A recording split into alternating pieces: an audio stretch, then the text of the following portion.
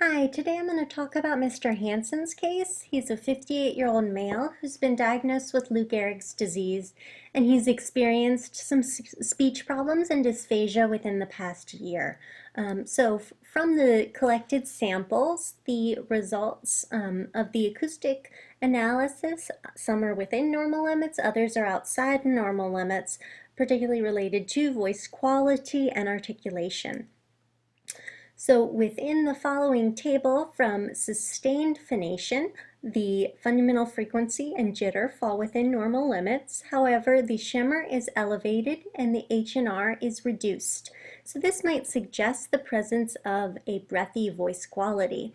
During connected speech, the fundamental frequency, pitch sigma, and average intensity all appear to fall within normal limits, suggesting normal loudness, pitch, and intonation.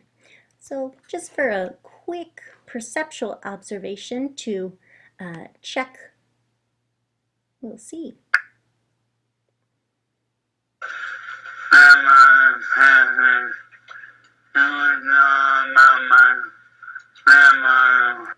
Okay, so there was definitely the presence of a breathy voice, which also matches up with the acoustic data, particularly of the shimmer and H&R. And there's also, does sound like there's some hypernasalization. So looking at the connected speech, first from sustained phonation, the Farman analysis done on the vowels is normal. However, many of the consonant measures do not fall within normal limits.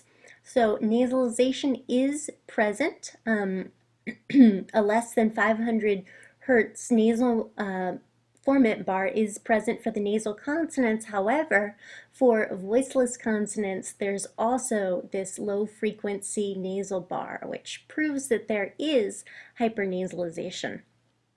Also, for voiceless consonants, the voice onset time, the white space representing absence of voicing before voiced vowels is not present. During fricatives, nasals are still present, and many of the dark formant bars are at much lower frequencies than would be expected with typical samples. However, the MPT does fall within normal limits. So on to a spectrogram analysis to see a little bit more about these results. The following sentence, Susie sees Sally, etc., does not contain any nasal consonants.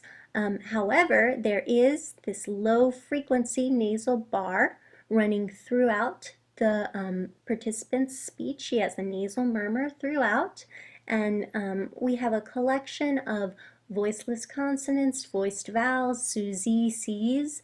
So you would expect to see a vertical white band showing no voicing before the voiced vowels. However, this is not clear here. Instead, we have this voiced nasal murmur running throughout the speech. In terms of fricatives, obviously we have the nasal murmur for the s, z, and k. However, the energy is at much lower frequencies than would be expected.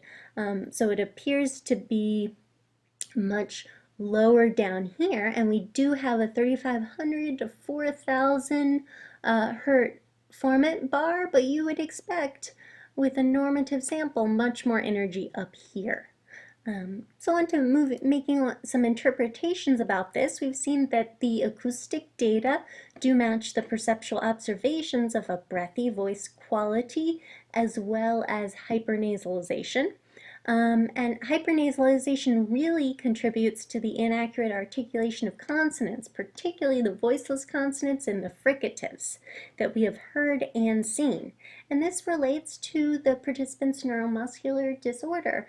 He is no longer able, he lacks the muscle control to close his velopharyngeal port and prevent this acoustic energy from entering the nasal cavity. So for example, with fricatives, the nasal murmur causes anti-resonance, which dampens the overall energy, and he's not able to properly articulate these consonants.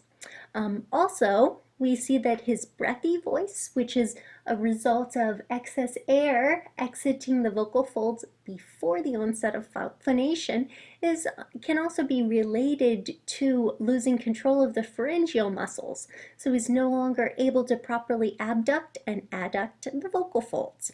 Thank you.